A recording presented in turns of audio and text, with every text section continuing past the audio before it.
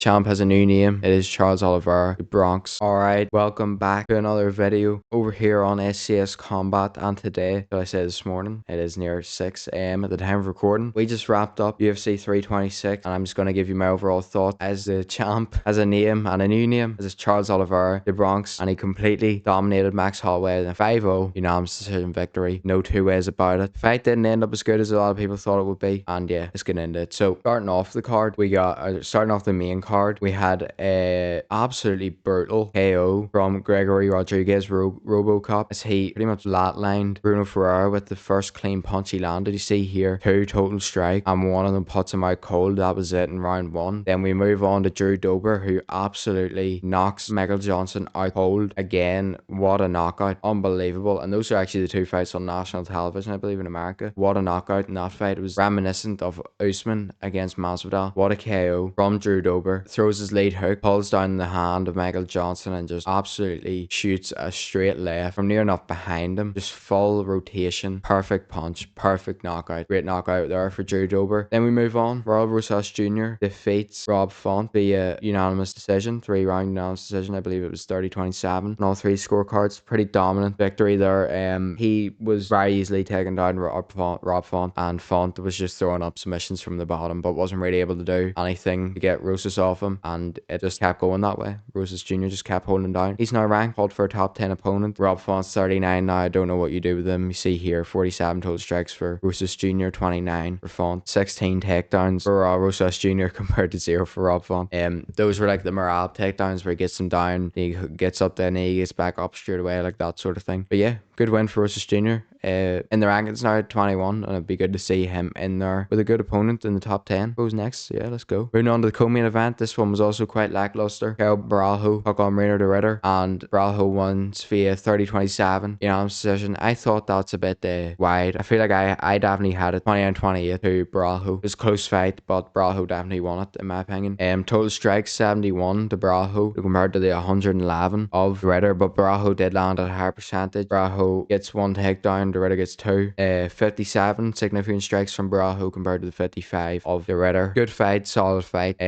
No big moments from it really, and yeah, just a good win for Baralho. I suppose he moves further up the division. He is going to be pretty high ranked on Monday, so yeah, good win for him. And the main event, the highly anticipated BMF title bout, did not go to plan at all. Let's be honest here. So I obviously picked Max Holloway, and as you can tell, I'm wrong. I was wrong. I thought Holloway would be too quick, and I thought he'd be able to control the striking and keep it on the feet, but apparently not. Oliveira was too big in there, man. Too big, too strong, and Holloway really had no answer for the takedown attempts. Great submission defense from Max Holloway, as he managed to spend about 20 minutes of that fight with Charles Oliveira on his back with hooks and trying to get the rear naked choke, and Holloway managed to avoid it every single time. Managed to not get submitted throughout the whole fight. So yeah, shout out his submission defense, I guess. I don't know why I said shout out there, but his takedown defense was nowhere near the level of his submission defense, do you know what I mean? And Oliveira took advantage of that, took Holloway down at the start of every round and held him there for the remainder of every round pretty much. We get a 5-second point to the center with Oliveira in this fight, and not much was landed really. Oliveira landed a good shot. That's another thing though. I do feel like whenever Oliveira did land on the feet, it was more impactful in this fight. He was just way too big for Holloway, let's be honest here, and Holloway couldn't do anything about the strength and the takedowns and the technique, I suppose. And yeah, good submission defense from him, but that was it. Not a lot of damage from the ground for Oliveira. You see here, I mean, de Ritter had 111 strikes in 30 rounds. Oliveira gets 110 in 5 rounds. Holloway gets 73. 5 takedowns for Oliveira, so 1 for every round, where he spends his whole rest of the round on top. 4 submission attempts, but every time he got this back, he was obviously working towards that rear naked choke. And 50 significant strikes for Oliveira compared to the 25 of Holloway. So yeah, we see here a lot of significant strikes done on the ground for Oliveira. Not just on the feet though as well. It's not the night at all for Max Holloway. Champ has a new name. It is Charles Oliveira, the Bronx. And in terms of what's next for him, I want to see him go up against our man Serkian in that rematch. We now know confirmed, and I put it in, that we do have the White House card. Ilia Topuria headlines against Justin Gaethje, so our man's going to be out of the title conversation for another while, and we know that Oliveira and him had a really close first fight, so I think we run that back. And obviously our man's been on a run himself. He was in the crowd tonight, and it showed him wearing handcuffs. I think he's saying he's banned from the title fights, and he wants to get close to it. That'll be a great way to get to it. 100% taking on Charles Oliveira in that rematch. And yeah, then on the other hand, for Max Holloway, in terms of what's next for him, he said that he's going to come back and that he's going to whip someone else again and just end up straight back in title contention in and that'll probably be what happens because in terms of striking, it's hard to beat Max Holloway. But we see here, who could he come back against? Gaethje's fighting Topuria. Oliveira's going to fight Arman. Maybe a little bit of Holloway Anthony. Holloway Pimblett could be a really good fight as well in there. Yeah. Holloway Gamrot, no. Yeah, Holloway Pimblett or Holloway St. Denis be a good fight. I believe none's going to change in the rankings because Gaethje's #1 with the interim title. Arman's 2. Holloway's 3 and he wins. But obviously Arman beat him. Holloway's 4 and he lost. But then St. Denis and stuff, I feel like you have to keep Holloway where he is. So yeah, Holloway Pimblett or Holloway St. Denis would be a good next fight for Holloway. Overall, it wasn't the most entertaining card. Obviously 2 spectacular knockouts to start it off. The main card, but the last 3 fights kind of didn't go to plan. Seen a lot of takes. I've seen criticism of the BMF belt. I do think that we should get rid of that belt now that it heads into the really high level of the division. I think they should maybe preserve that for anyone that comes back. I mentioned it in my live stream, but you know, if you have the likes of maybe McGregor Diaz 3, throw that title on the line there, or if you run Gaethje Poirier 3, and if Gaethje wants to retire and Poirier wants one more, I don't think he will come back. But just for those sort of fights, you throw about the BMF title. I don't think it should be at this high level because at a certain point it becomes irrelevant. And yeah, then the fight itself, I seen Joe Rogan calling the crowd casuals and saying they were casuals because they were booing. They are probably casuals, but I don't think it in the sense of like they're the biggest fans there is. I mean, the money you have to spend on UFC tickets these days, they probably just wanted a war, man. It probably had nothing to do with being casuals. You know what I mean? I didn't find that fight the most entertaining, gotta be honest. Charles Oliveira had a couple of nice moments in there with his takedown stuff, but it wasn't the most entertaining fight, and that's just the truth. Even with the intricacies of Oliveira's grappling, he pretty much got to where he needed to be. 4 minutes left in the round, and then Holloway just defended the whole round, and that was it. It wasn't